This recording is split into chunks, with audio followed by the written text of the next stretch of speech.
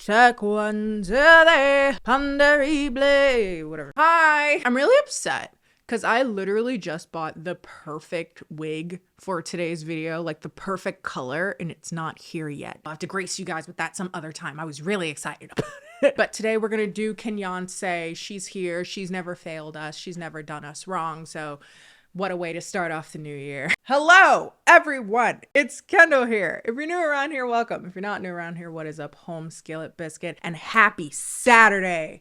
Oh, that feels good. It's been a minute. And Saturday is when I do a little something on my channel called Bad Movies in a Beat, the series on my channel where I talk about bad movies while putting my makeup on, and I am actually going to do it. I have not put makeup on my face in like a hot 2 months. It is the first Bad Movies in a Beat of the new year.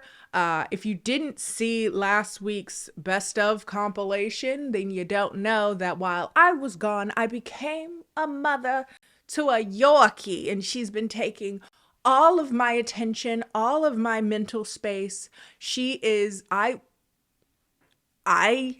don't think I've ever loved a living thing more.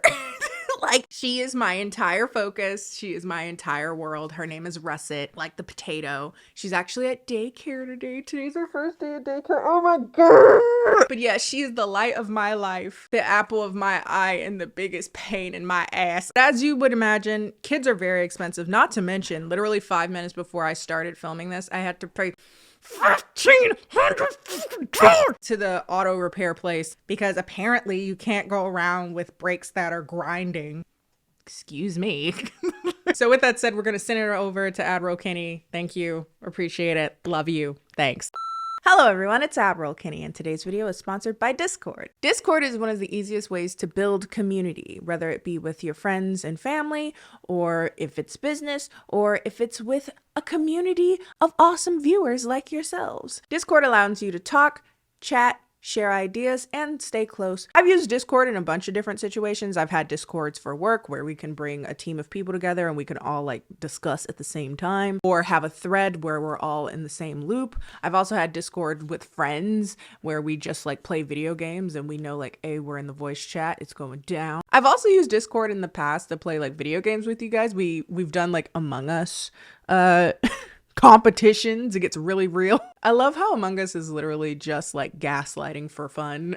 Anyway, you can also create different channels that you can use to like subcategorize different things in the server. I just made one for you guys that's about movies because I figured it would be a great way to get all your recommendations for movies in a way that's pretty concise and to the point. I get recommendations everywhere, so it would be kind of nice to have like one place where people can recommend comedy or weird movies or actually good movies or horror movies or whatever. And I think it would be a great place for recommendations and also just to chat amongst each other, you know, make friends. It sounds like a good time. So feel free to join my new server. This is Bad Movie Biscuits, and this will be a cool way for you guys to tell each other what movies you're watching right now. You can recommend movies to me as well as other people to see what you guys could all watch together. So if you don't use Discord already, feel free to go down below and join my community. I think it would be a fun time. Again, I'm always looking for recommendations, and I think you guys will have a fun time down there. Big thanks again to Discord for sponsoring today's video. Now let's get on to the debauchery.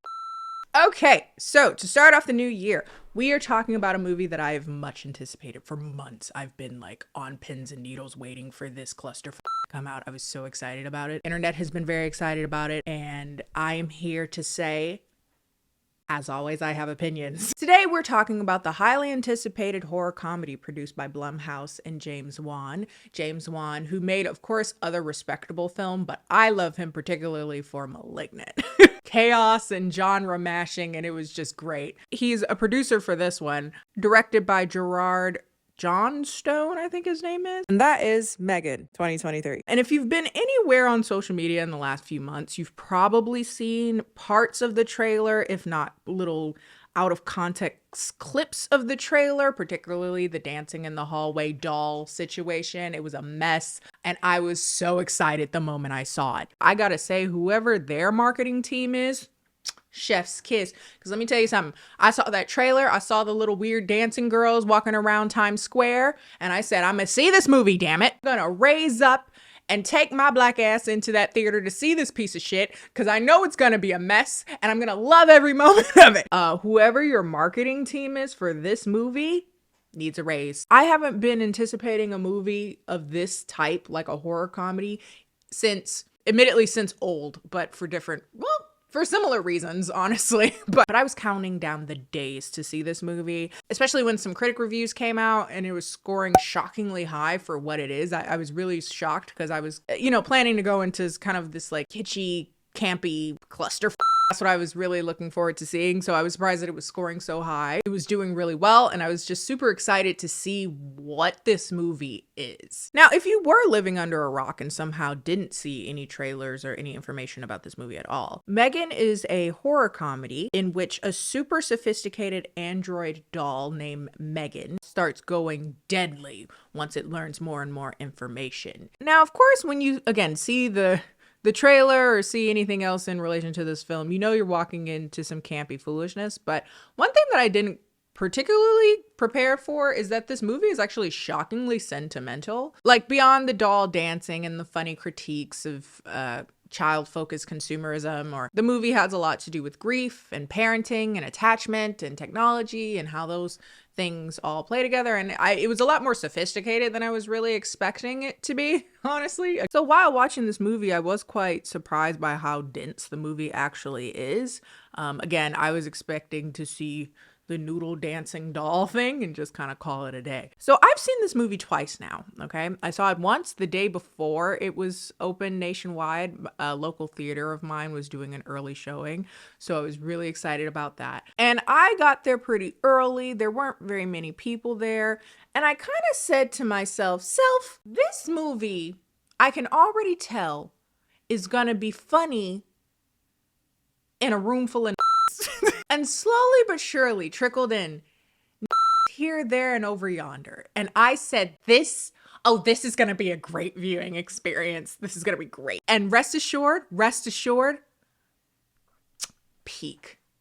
Amazing. I can't even express how amazing it is to watch certain movies in a room full of and this, oh boy, it was great. Nothing but just hilarious reaction after hilarious reaction. It was peak cinema, but it was so funny. I actually left the movie not knowing whether or not I liked the movie or not. Like, do I actually like the movie, or do I like it because of the audience I was with while watching it? Because they made it better. I was so perturbed by this question that I actually decided to go see it again. This time on a random Sunday where no one would really be in the theater and I was virtually alone. And I gotta say, the movie's fine. I think people are overhyping it just a wee bit. Just a lot, actually. The movie's fine. I think the movie relies heavily on audience participation in a way, or at least in the experience that I had it in, because just by itself, it's fine. There's not a whole lot about it that's inherently funny. There's not a whole lot about it that's inherently scary. I mean, honestly, I think it works better as like a family drama. Oddly enough, like, there's some things that are just so outrageous that, yeah, it will get a laugh out of you. The thing that kind of disappointed me is because I thought when I was going in, I would see a lot of the dancing in the hallway type ludicrousness, and you don't get much of that at all. Honestly, if you've seen the trailer, you've seen all of them. So I don't know. I think it's kind of a bummer. I seem to be the only person that feels this way because like a lot of my peers that make reviews are just saying this movie is like otherworldly. Like, don't get me wrong. I think it's really well made. I think the android is freaky. I think they did a really great job on that. The little girl, she acted her ass off. And the story itself is interesting in the sense that I didn't really expect it to take, again, this very like sentimental kind of turn that it ended up taking. But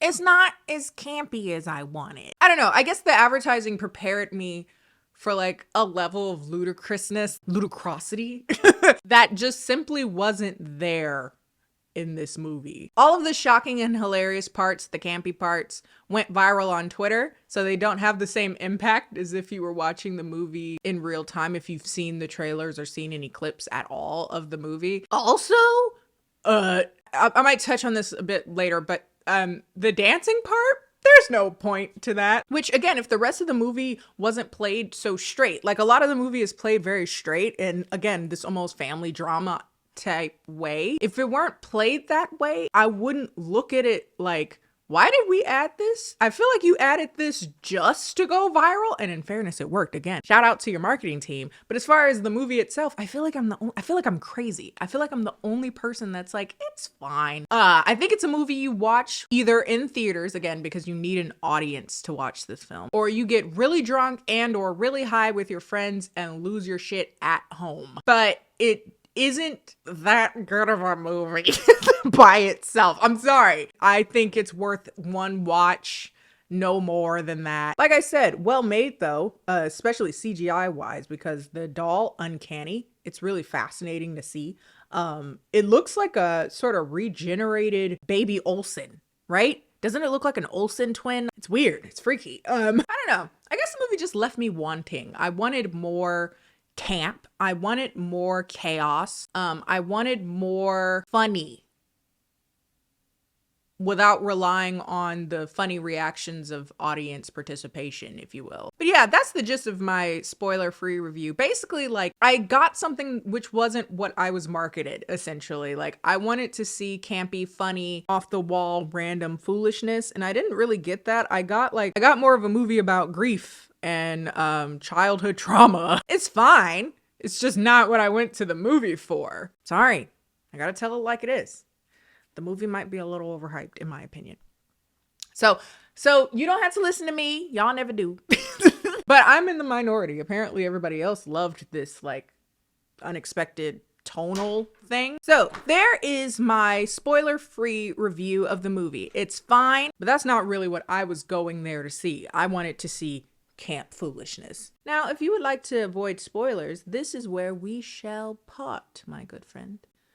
Because we are about to go into the actual movie breakdown right now. Have I completely forgotten how to put on makeup? This looks terrible. Oh my God. So of course, as of filming, this movie is in theaters. So again, I would watch it in theaters if I were you, because it does really benefit from audience participation. So the movie begins with this hard cut to this incredibly disturbing children's toy commercial. The toy is called a perpetual pet, which is supposed to be this like horrifying Furby adjacent monstrosity. But the commercial is like of a little girl who lost her actual dog and it dies. And they basically advertise this toy to be a replacement for your pets that will inevitably die.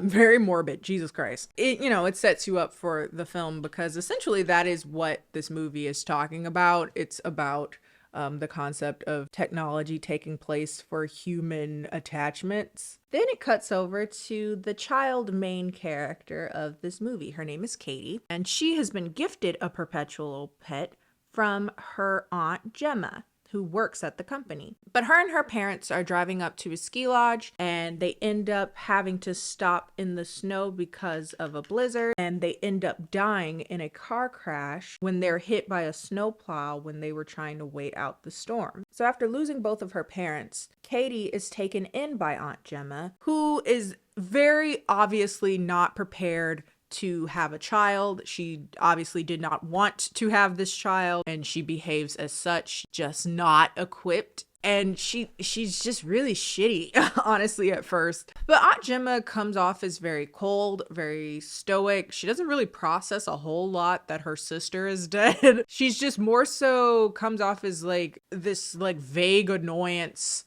that she's been burdened with raising this child, considering it would seem that she never intended on having children, and she doesn't really want to focus on this. She wants to focus on her career and complete this new android that she's trying to make, and hopefully be able to pitch it to her boss, and it can become this big toy for their company. That android is called M3GAN, which is essentially this creepily human-like doll that's meant to play with children, occupy them, but is ultimately meant to be a helper for the parent. It's a bit of like an assistant in a way, to remind your kids to wash their hands or to do whatever task they've been asked to do by their parent over and over and over again. She's this super sophisticated AI android that is constantly learning, and it, quote, does the little things so you don't have to. You, the parent, don't have to. Now, this is the plan for M3GAN, but the overall design isn't finished.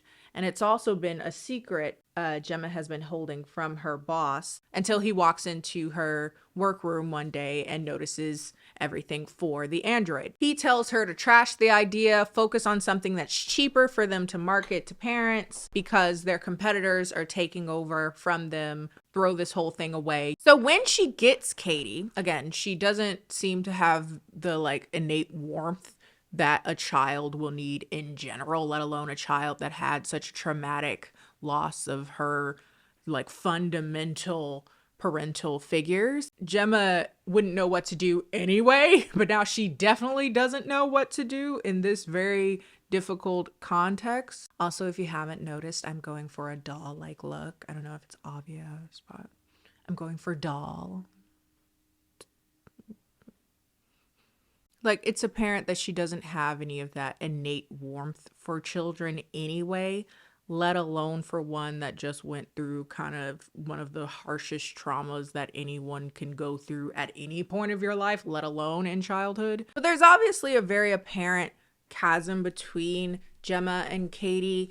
And the only way that Gemma kind of knows how to appeal to her at all is when she is able to show her some of the toys that she's worked on in the past. She shows this big machine called Bruce, and think of like a Big O-esque, I'm really aging myself, Big O-esque machine, just massive in her basement.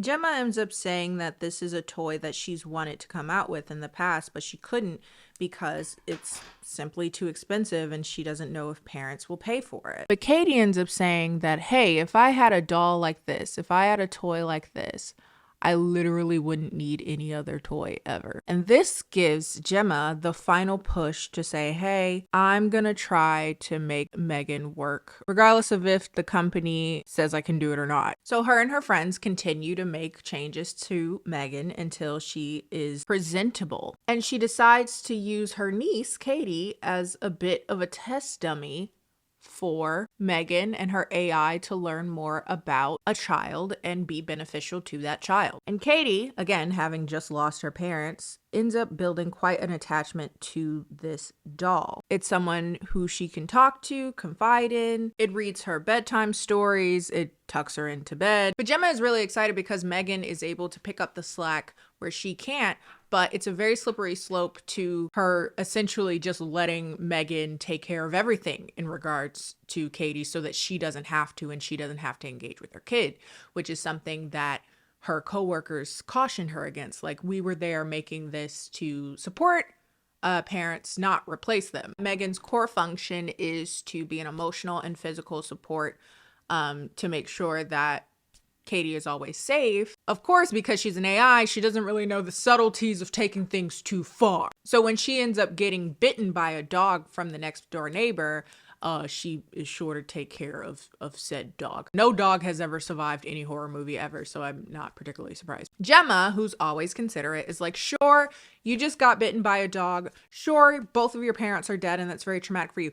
But can you still come to this thing for my job? Because we're showcasing M3GAN, like you said you do it. And people are flying in and it's like, big deal. So Katie comes in, she goes to do a demonstration with M3GAN for the investors for the AI android thing. So once they get to the demonstration, Katie ends up having a bit of a breakdown because she's like trying to process that she doesn't have parents anymore and she's just kind of left alone and scared, which perfect timing considering that is not what this demonstration was supposed to be about. They were supposed to color or some shit. It ends up being an even better demonstration of how M3GAN is somehow able to be also a comfort at times that parents don't really know how to be a comfort, which is scary. This, of course, greatly impresses the investors and they're like, give me 1 million of them. Give this girl Gemma a raise because she deserves it, because she is gonna make us billions and billions of dollars. But it would seem that now it's official that Katie is closer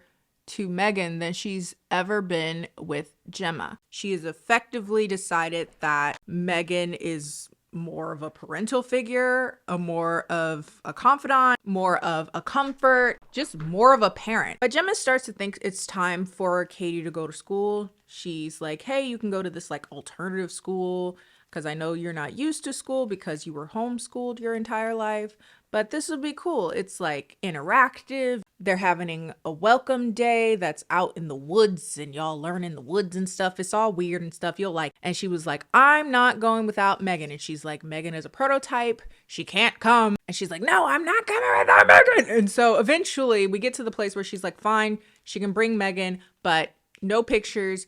And she is meant to stay at the toy table the entire time you're there. But of course, things never can go well. So while they're doing their little activity out in the woods, Katie is attacked by a bully and is saved by M3GAN. Now, this is a very campy ass scene. The bully steals M3GAN and M3GAN comes to life and rips his ear off and chases him into traffic while on all fours. I wanted more of this. There wasn't enough of this. Make the whole movie this. This would have, but alas. The kid dies, by the way.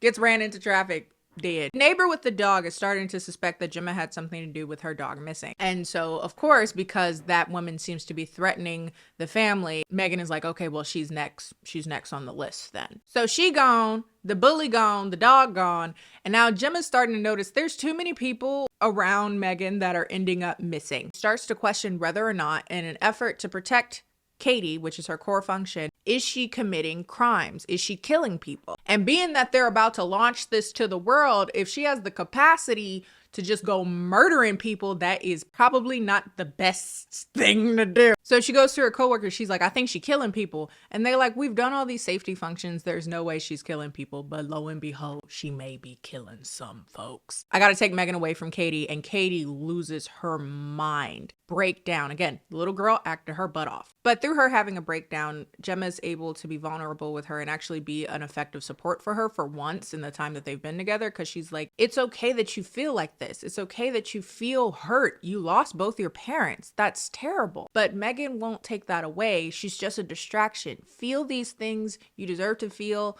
everything that you need to feel to process this. Katie is kind of able to accept that she can let M3GAN go. The company, however, is too focused on showcasing this doll so that they can make millions and millions and billions and trillions of dollars. They're preparing a showcase to show off M3GAN to the world and to claim it as their trademark so no one else can try to replicate it and steal the idea. Meanwhile, M3GAN is in the basement where they constructed her originally and escapes. This is where we get the very comedic her walking around the office building, wielding the blade of a paper cutter, killing the main boss and some other coworkers, and dancing. Again, in context, this scene made no sense. Not in the like fun random way. It was just like, what? It was a scene that felt very much so put in there for the sheer purpose of going viral, which I kind of wish it would have just stayed as an out of context clip, because in context, it kind of fell flat for me. Sorry. I'm just this is what I do. This is what you watch the videos for. So I'm honest. So the boss is dead. So obviously when everyone sees their murdered bodies, maybe we shouldn't do the showcase, especially live. It seems like a bad time to do that. M3GAN is still trying to take people out, particularly Gemma, because Gemma is the reason why she's not with Katie right now. It's a mess. They're fighting. There was a few lines that were kind of funny, but what ends up taking her down is Katie coming in using the old robot Big O and taking out M3GAN, ripping her body apart, but like a cockroach, she won't die. So like half of her body starts crawling like this. She's finished off when Katie is able to stab her in the computer brain with a screwdriver. And that's basically the movie. Well, they bait a little bit that maybe M3GAN's computer spirit or something is in like the Alexa of the house, but that's about it. It's much better if you're not sober and in a crowd, but by itself, I think it suffers from not being marketed correctly. Because again, I expected it to actually be funnier. It's not actually that funny. There are some like random moments thrown in there that are kind of like, but not like ha, just like, what? Like she starts singing Bulletproof for some reason. And like the boss is screaming about someone bring him a kombucha. But that's like the gist of there being like actual intentional comedy in this movie. The only thing that makes it funny is the friends we made along the way. Those are my opinions. And again, apparently I'm the only one that kind of feels this way. I've heard a lot of my peers say that they really like it. And I've heard a lot of people in general like, Kendall, you have to see this movie. It's crazy. And it's by itself, it's not actually that crazy. I think it's an interesting concept. We kind of talking about kids and technology and stuff like that. But as far as like as a movie itself, I feel like it doesn't really stand on its own footing. It requires you to have some really funny friends to watch it with. If you do, you'll have a hoot. I give it like a 7 out of 10. I wouldn't want to watch it again. I don't think it's bad. I don't think it's great. Me personally, I require more camp. But that's just my opinion. What is yours? Have you seen it already? What are your feelings about it? Put it down in the comment section. But it's so good to be back, and Happy New Year, everyone. If you like this video, feel free to like this video. Follow me on all my social media, Instagram and Twitter, both of which are KennieJD. Feel free to follow me on all my social media, that's Instagram and Twitter, all of which are KennieJD. And I will see you next time.